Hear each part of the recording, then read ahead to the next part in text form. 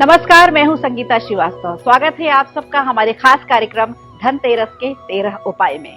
तो साल के सबसे बड़े पर्व दीपावली की तैयारियां जोर शोर से की जा रही हैं और उसकी शुरुआत हो जाती है धनतेरस से। पूरे 5 दिन के इस त्योहार की एक अलग ही उत्साह होता है लोगों में। सजावटी सामानों से लेकर पूरा बाजार गुलजार होता है। खास करके व्यापारी वर्ग और औषधि विज्ञान के लिए ये धनतेरस का विशेष महत्व होता है। इसीलिए दीपावली की रौनक बस देखते ही बनती है। ये तो हम सभी जानते हैं कि एक अच्छा जीवन जीने के लिए धन की जरूरत होती है और इस मौके पर धन बरसाती तेरस, किस तरह से धन बरसाए, क्या किए जाएं उपाय, ये सब हम जानेंगे पंडित धर्मेंद्र शास्त्री से। हमारे स्टूडियो में इस समय मेहमान हैं। पंडित जी, आपका बहुत स्वागत है हमारे खास कार्यक्रम में। तो पंडित जी से हम धन पाने के उपाय जाने। 13 उपाय धनतेरस पर। तो धनतेरस पर क्या उपाय किए जाएं ताकि माँ लक्ष्मी का स्थायी निवास रहे, ठहराव रहे, और क्या धनतेरस का महत्व है, ये सब हम पंडित जी से जानेंगे। पंडित जी, सबसे पहले ये बताइए धनतेरस का क्या महत्व है। हम लोग पुरानी परंपरा है और मनाते चले आ रहे हैं इसे। देखिए, कार्तिक कृष्ण पक्ष की जो त्रयोदशी है उसे धनतेरस कहा जाता है। चूंकि समुद्र मंथन के माध्यम से भगवान धन्वंतरी कलश लेकर के प्रकट हुए थे, इसीलिए इसका नाम धनतेरस पड़ा। धन्वंतरी भगवान आयुर्वेद के प्रणेता है, देवताओं के चिकित्सक के रूप में प्रकट हुए हैं। चूंकि कलश लेकर के प्रकट हुए हैं अमृत का, इस दिन जो भी काम किए जाएं, कोई सिद्धि साधना मंत्र जाप उपाय किए जाएं, वो अमृत तुल्य और स्थायी हो जाते हैं। इस दिन विशेष रूप से कुबेर भगवान का भी पूजन किया जाता है, क्योंकि कुबेर भगवान जो कोष होता है, जो देवताओं का खजाना होता है, उसके मालिक माने जाते हैं। और धनतेरस की रात्रि के समय भगवान शंकर ने कुबेर की तपस्या से प्रसन्न होकर के उन्हें देवताओं के कोषाध्यक्ष के रूप में नियुक्त किया था। इसलिए धनतेरस के दिन कुबेर भगवान का भी विशेष पूजन अर्चन वंदन किया जाता है।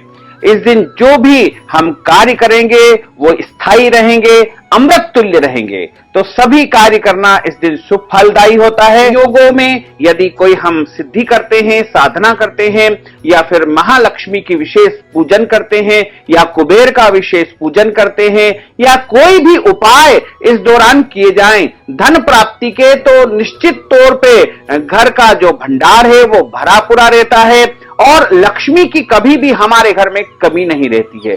क्योंकि धनतेरस के दिन माता महालक्ष्मी और कुबेर का विशेष पूजन अर्चन वंदन किया जाता है। सूर्यास्त के बाद 2 घंटे 24 मिनट का जो प्रदोष काल रहेगा, लगभग 8 बजे तक ये प्रदोष काल माना जाएगा।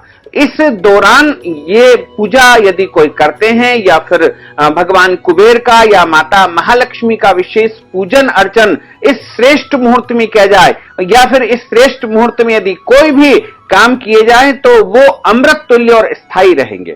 जी, तो ये धन बरसाती तेरस आपके लिए कैसे शुभ हो जाए, क्या खास उपाय किए जाएं ताकि लक्ष्मी का ठहराव रहे, लक्ष्मी माँ स्थायी निवास कर सके आपके घर में, इसके लिए 13 उपाय पंडित जी बताने वाले हैं। आप चाहे तो नोट कर सकते हैं एक एक उपाय।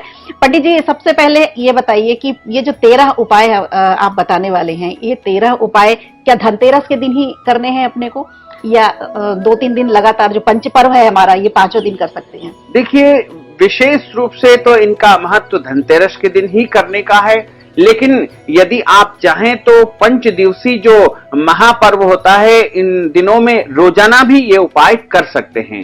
तो ये उपाय यदि आप धनतेरस के दिन करेंगे तो इनका विशेष लाभ मिलेगा, अनंत गुना लाभ मिलेगा, 13 गुना इनका फल आपको प्राप्त होगा। ये उपाय बाकी दिनों में भी कर सकते हैं आप, रूप चौदस को, दिवाली को, या प्रतिपदा को, या भाई दूज को। ये जो 5 दिवसीय जो महापर्व है, इनमें से किसी भी दिन आप करेंगे तो उसका फल अवश्य ही आपको प्राप्त होगा। जी, तो ये पंच पर्व है, 5 दिन इन उपायों को किया जा सकता है धन पाने के लिए। तो बिना देर किए हुए अब हम पंडित जी से जान लेते हैं कि सबसे पहला उपाय कौन सा है, धन बरसाती तेरस में क्या लेकर आया है? सबसे पहला उपाय ये है कि इस दिन धनतेरस के दिन सायंकाल में गाय के घी का दीपक आपको मुख्य द्वार पर लगाना है।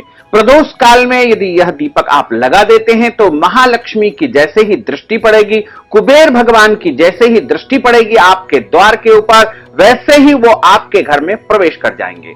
और इसके बाद जो दूसरा उपाय है वो ये रहेगा कि आप जब पूजन करें तो अपने घर में एक लाल वस्त्र लें, उसमें हरा धनिया ले लें, उसमें कुछ मात्रा में अर्थात 5 या 7 विषम संख्या में कमलगट्टे रख लेवें, उनको बांध करके अपनी तिजोरी लॉकर में रख दीजिएगा और ये पूरे 1 वर्ष तक रखे रहें। और जैसे ही अगली धनतेरस आए उस दिन आपको इनको हटा करके और दूसरे नए धनिया और कमलगट्टे उसमें रख देना है।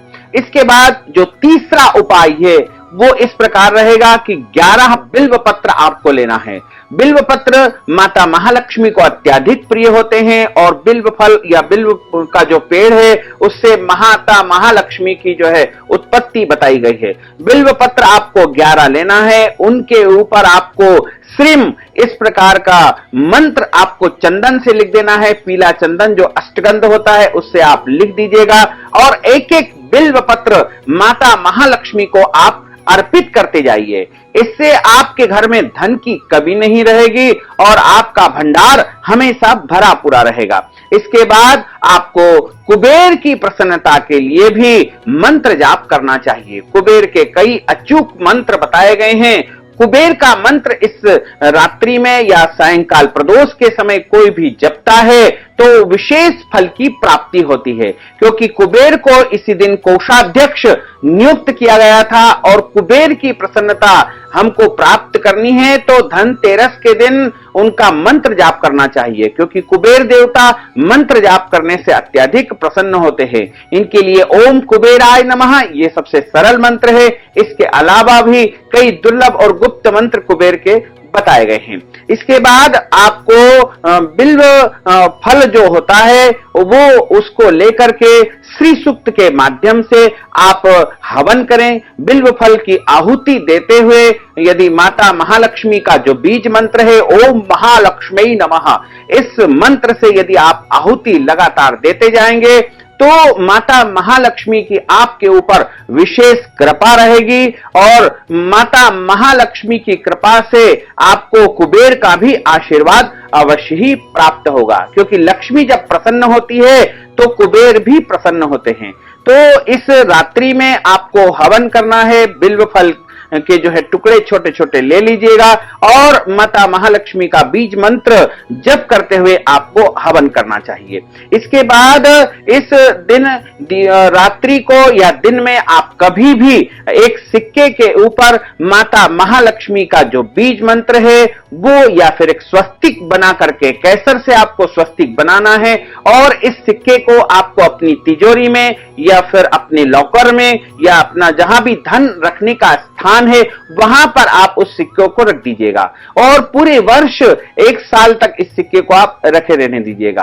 और उसके बाद आप चाहें तो अगले साल धनतेरस के दिन उसको बदल देंगे। इससे आपके जो लॉकर है या फिर आपका जो धन रखने का स्थान है वहां पर लगातार धन की जो है बरसात होती रहेगी, धन का संग्रह बना रहेगा और किसी भी प्रकार से धन की आपके ऊपर कमी नहीं आएगी। इसके बाद आपको पान के 7 पत्ते लेना है।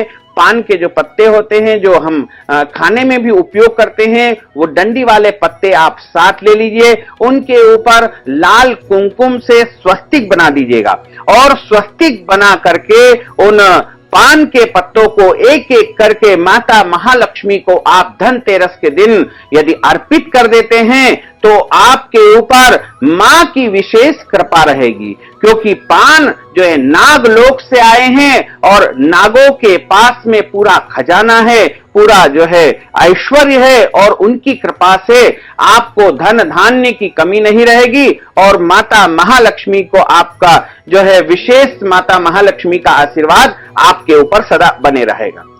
तो धन की देवी मां लक्ष्मी, वैभव ऐश्वर्य देने वाली को कैसे प्रसन्न किया जाए, कैसे उपाय किए जाए, पंडित जी से हमने अभी ये जाना। लेकर के पूरे 5 दिन जो हमारा पंचपर्व है उसमें आपको ये उपाय करने हैं ताकि लक्ष्मी का ठहराव हो सके, धन की वर्षा हो सके आपके घर में।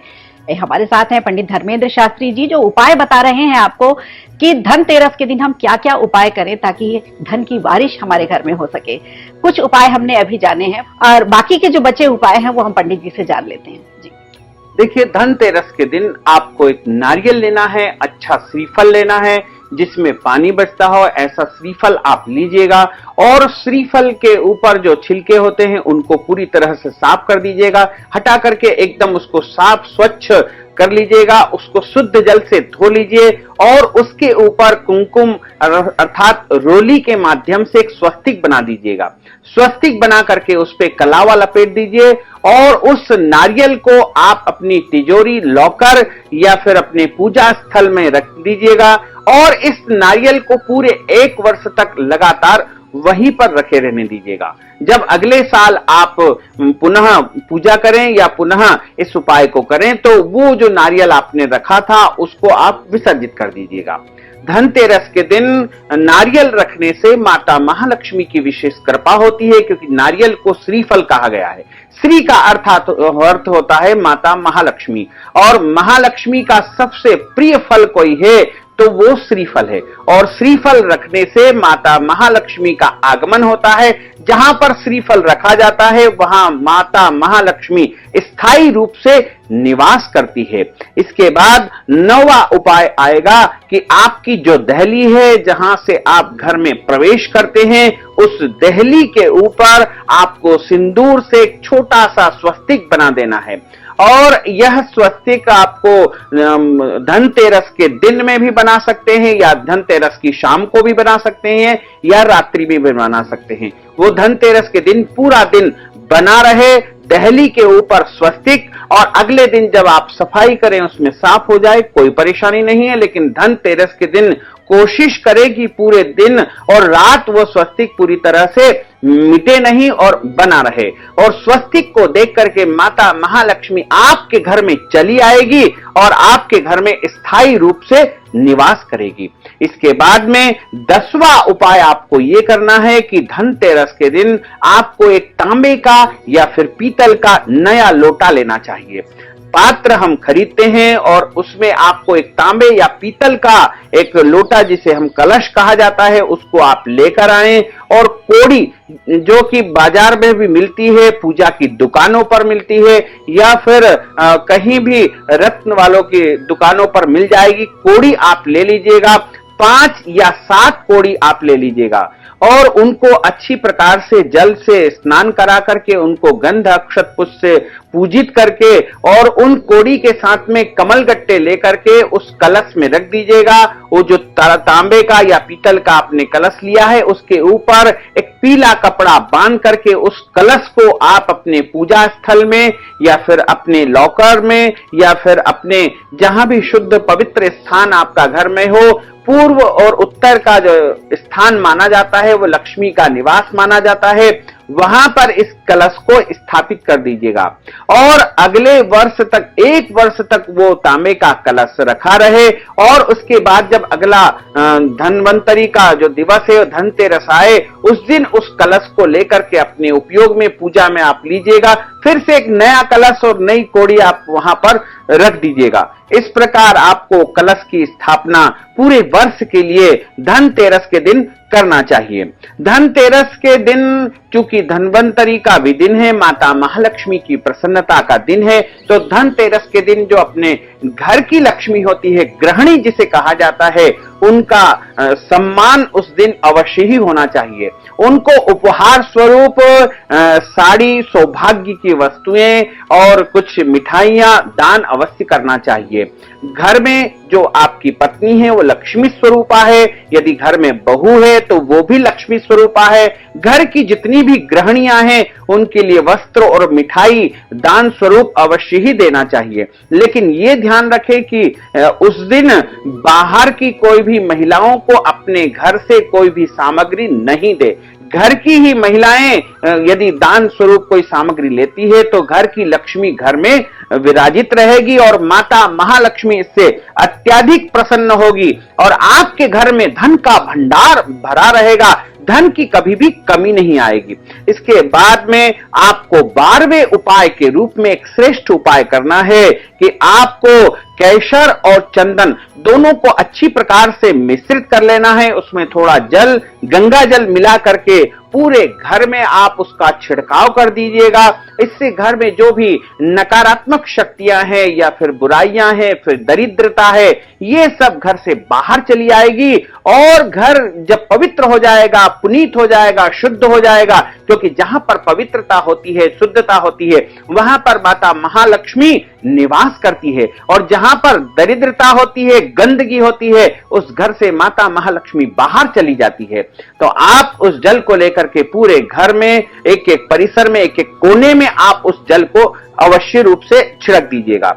इसके बाद में 13वां और अंतिम उपाय ये रहेगा कि आप उस दिन कुछ कमल के पुष्प लीजिएगा, कमल गट्टे लीजिएगा, दोनों को गाय के घी में अच्छी प्रकार से मिश्रित कर लीजिएगा।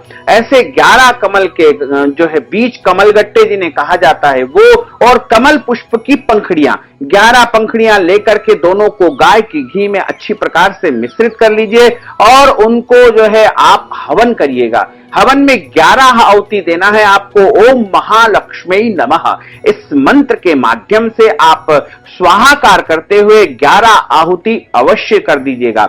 इससे माता महालक्ष्मी की कृपा होगी और आपका घर भरा पूरा रहेगा। आपके घर में धन धान्य की कभी भी कमी नहीं आएगी और आपके घर में सुख, शांति और समृद्धि अवश्य ही आएगी।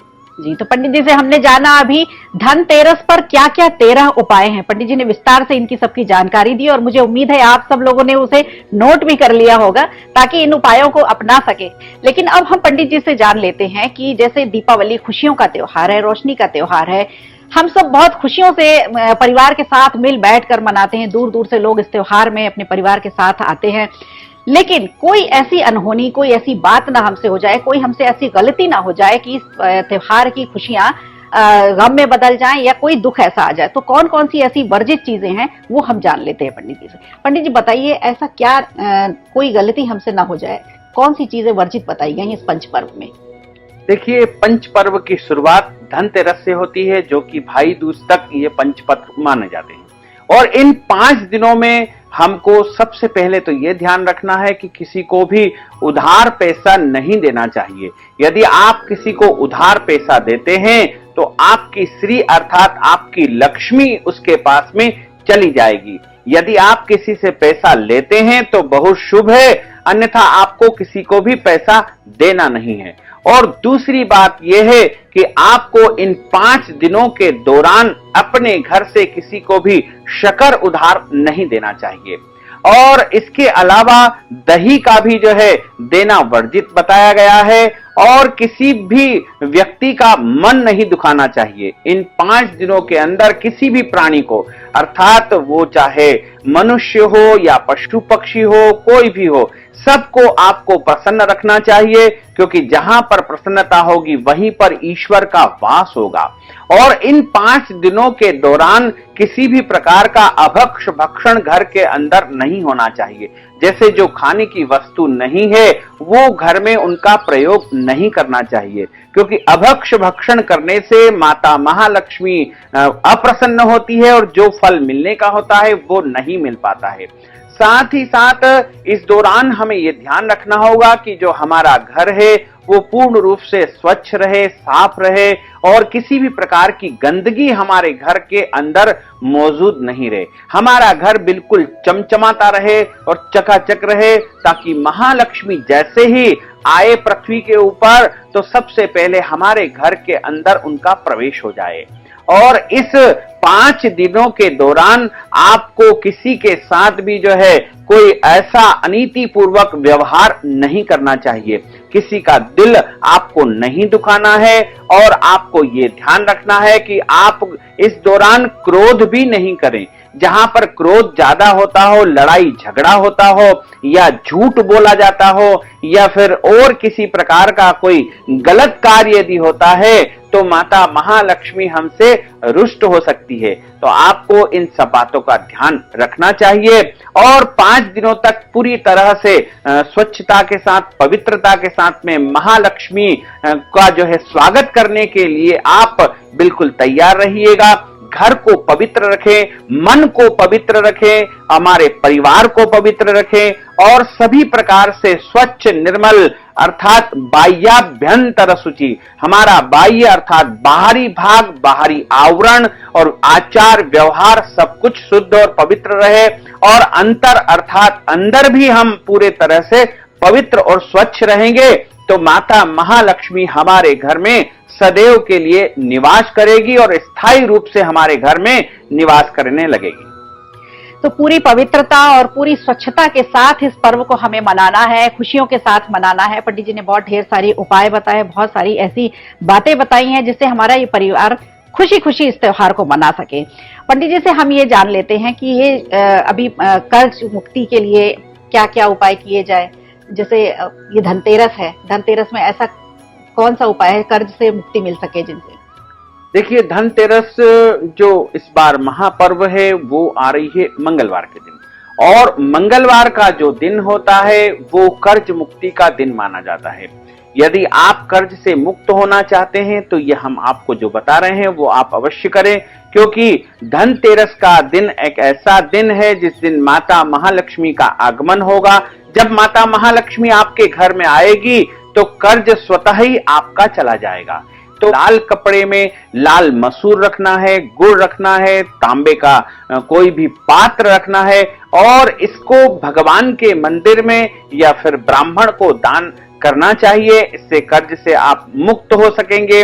इसके अलावा आपको माता महालक्ष्मी को यदि आप लाल रंग की वस्तुएं, लाल पुष्प, लाल मिठाई या फिर लाल वस्त्र यदि आप चढ़ा देते हैं तो उससे आपको कर्ज से मुक्ति आपको अवश्य ही मिल सकेगी। तो कर्ज से मुक्ति पाने के लिए माँ लक्ष्मी को प्रसन्न कीजिए। लाल रंग की वस्तुएं, लाल रंग के वस्त्र उन्हें अर्पित किए जा सकते हैं। पंडित जी ने बहुत ढेर सारी उपाय बताए। धनतेरस पर 13 उपाय के साथ अन्य उपाय भी हमें बताए हैं ताकि माँ लक्ष्मी का ठहराव हो सके। पंडित जी आपका बेहद शुक्रिया।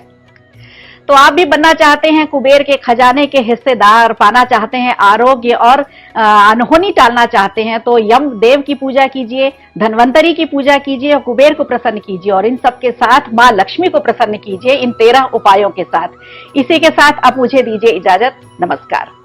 साथ ही आपसे अनुरोध है कि हमारे इस ज्ञानवर्धक वीडियो को अधिक से अधिक लोगों को शेयर करिएगा, लाइक करिएगा, कमेंट करिएगा और यदि अभी तक आपने सब्सक्राइब नहीं किया तो अभी और इसी समय सब्सक्राइब अवश्य कर लीजिए। आपको और आपके पूरे परिवार को सादर जय श्री कृष्ण, सादर धन्यवाद।